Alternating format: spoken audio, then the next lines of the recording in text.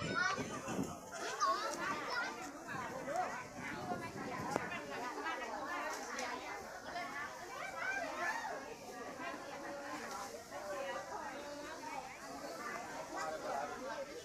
พี่น้องจ้า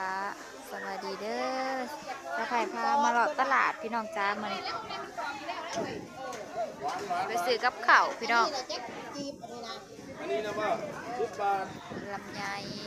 160เป็น170แต่ก็มาใหม่พี่น้องมันอีกคนที่ว่าคือแน่อยู่พี่น้องจ้าร้านขายเสื้อผ้าก็คือกมีพี่น้องมันเอาไปโอ้บ่แม่แม่ ซื้อแล้วแม่25 บาทเขาบอก5 บาทแล้วมาเอาเนี่ยเฮ้ยรู้หมากลำไยเลยเด้ไปมาใส่ถุงนี่หมูกรอบหมูแกงมันหนาวน้องตะวันดีจ้าลูก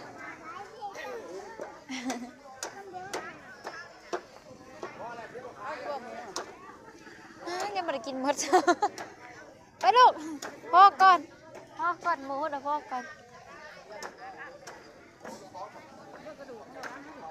อ้าวหญ้าจะล้มตัวนั้นกัดล้ม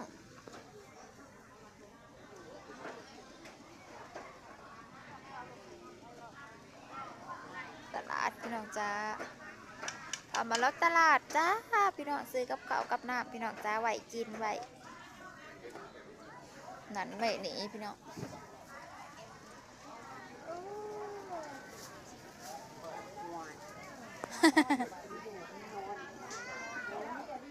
ห่านขาดตลาดพี่น้องห่านคล้ายเครื่อง